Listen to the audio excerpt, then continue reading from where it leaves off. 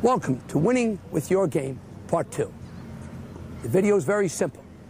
We're going to shape your mentality to build points within your style of play. Let's get started. In Part 2 of this series, Winning with Your Game, we will build on the foundation we created in Part 1, shot selection and court position.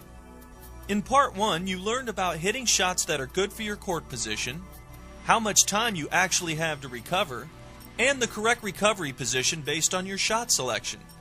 Now that you understand the principles of maintaining good court position, we can apply that knowledge to the building of points.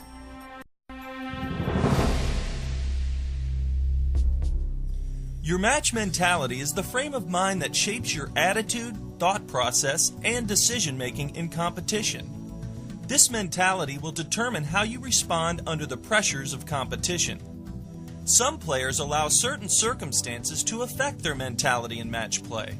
For instance, having to play an opponent who is much better than you, or playing an opponent who everyone knows you should beat, can cause added pressure on you, affecting your match mentality. In this situation, we have a boy competing against a girl, both players fairly similar in skill level. Especially for the boy, this can be a difficult circumstance to maintain the frame of mind to build points. If he is not careful, he may fall into what we call a mentality trap.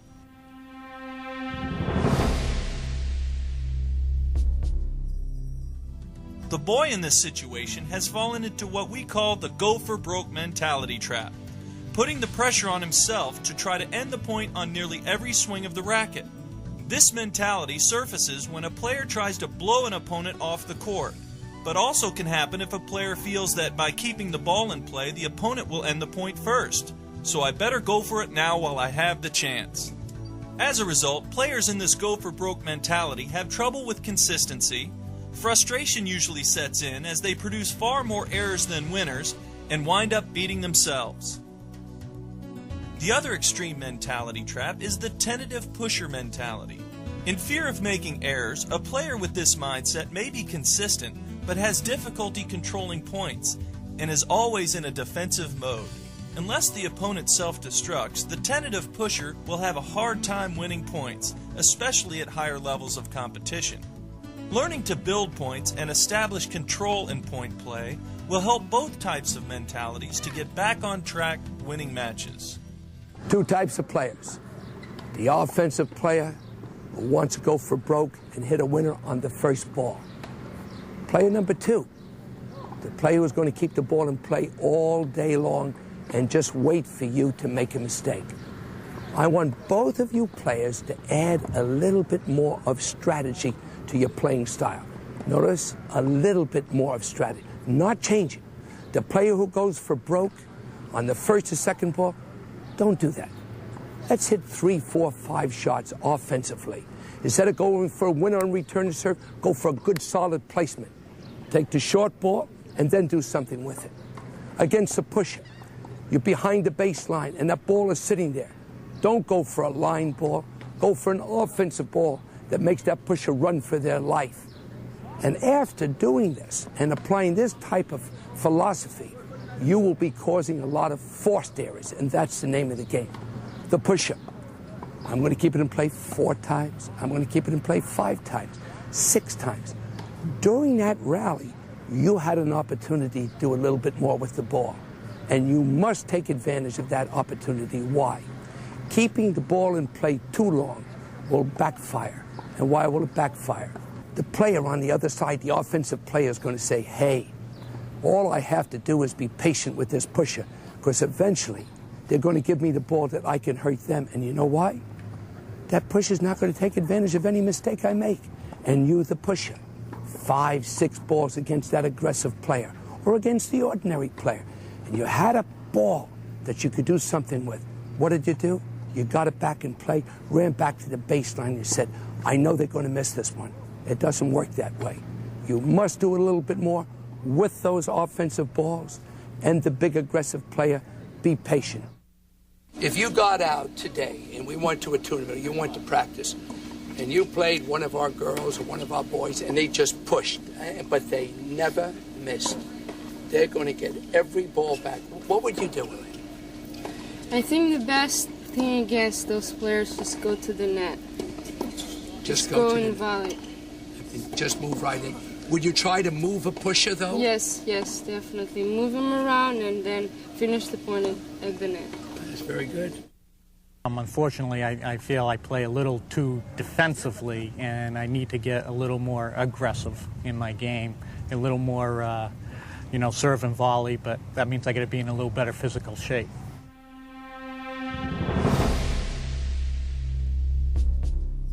Building points is a mentality.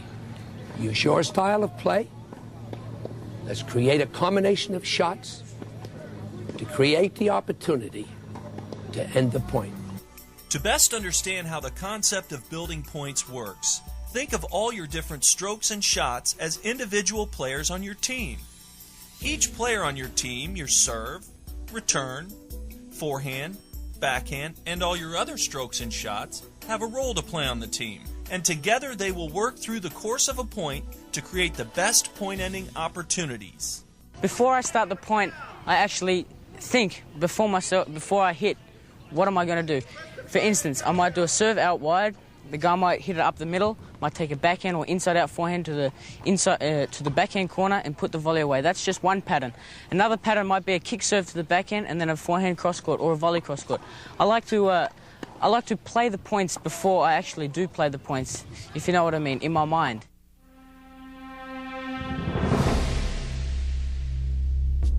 In the building of points, we have 4 key elements: the start, the setup, the opportunity, and finish it, all in your style of play. Learning the 4 phases of a point will help you understand the objectives for each of your strokes and shots and organize them into a game plan for building points. All athletic events have a starting point. Football, basketball, the car race. Tennis is no different. It starts out with the serve and a return to serve. We do not want you to lose the race from the starting point. And that's what this video is going to show you. You start it with the serve, and you start it with the return to serve. That's the starting point. Phase 1, the start of points. This includes the serve and return of serve. Your objective on serve and return should be to get the point started and try to establish control off the first ball. Inconsistency in Phase 1 is usually the result of players using the serve and return to try to end the point, which causes too many errors. Adjust your mentality by reminding yourself that the serve and return are intended to start points, and avoid going for too many aces and winners in Phase 1.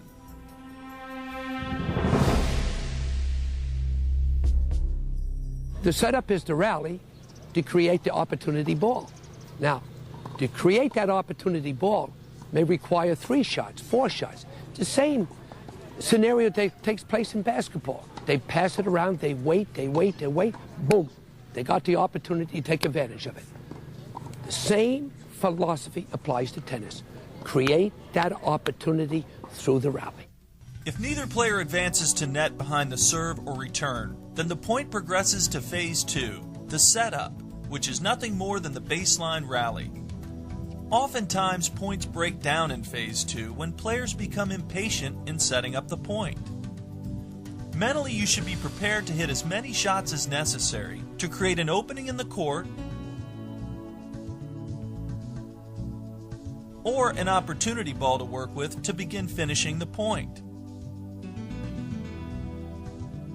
Your objectives are to establish offensive control through the rally and to maintain good court position so the opponent doesn't get any open court opportunities.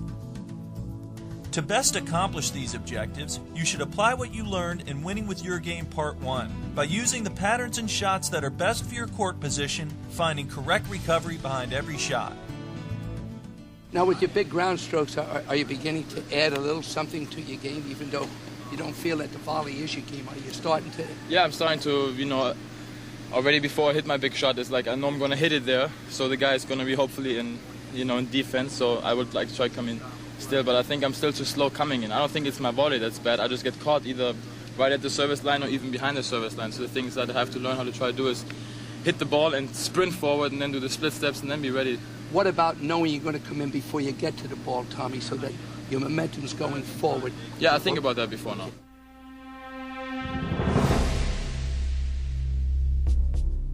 The opportunity ball is a ball that you can see, you can feel, and then do something with offensively within your style of play. The whole purpose of your work in the rally was to create the opportunity ball, which is phase 3. Opportunity can present itself in different ways and can be any situation that allows you to begin closing out the point. The most commonly recognizable opportunity is the short ball. Often the result of you hitting a penetrating ground stroke in the rally, the short ball presents the option to advance to net on a forcing approach shot, or for some styles of play, go for a put-away winner.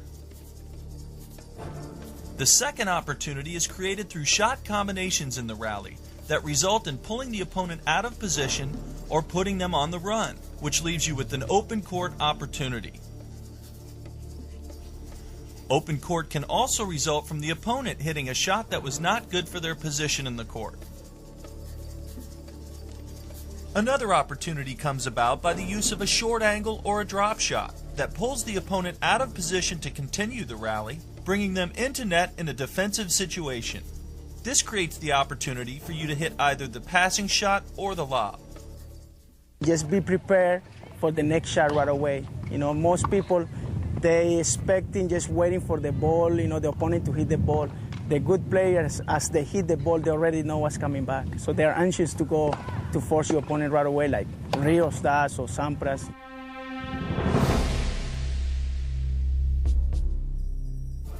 The choices that are made in phase 3 with the opportunity ball set the stage for what occurs in phase 4, the finish of the point.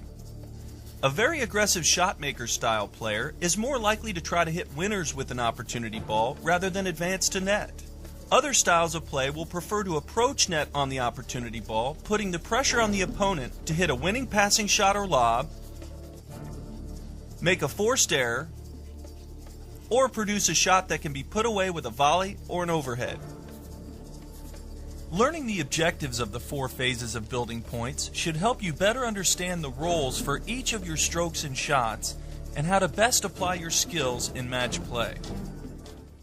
Do you go into battle with your game plan, or do you try to change it, or you just go in and say, I can do this, or do you go in and say, I know what they do and I'm going to play according to that? What do you do, Tommy? Pretty much everybody's game, so the thing is that I try to do is to go out in the game, in the court, and just play my game. If it works at the beginning, I just continue as doing it. If the guy is just playing way too good, or he has a game plan that I'm not aware of, then I have to try to change mine. Just keeping the ball and play longer, or play some slides coming in. But usually I just stick to my game. Many times you will be involved in points that don't progress through all 4 phases, but understanding the objectives for each phase will help keep you prepared. Some styles of play have a way of eliminating certain phases of a point. For example, if you serve and volley, there will be no setup portion or rally involved in the point. That is an example of using a tactic to alter the flow of a point in efforts to put immediate pressure on the opponent. The length of points will vary based on styles of play, the tactics and strategy that are used, how many shots it takes to create an opportunity ball, your ability to finish points, as well as the court surface you're playing on. Another aspect that determines the length of a point is when the building process breaks down as the result of an error.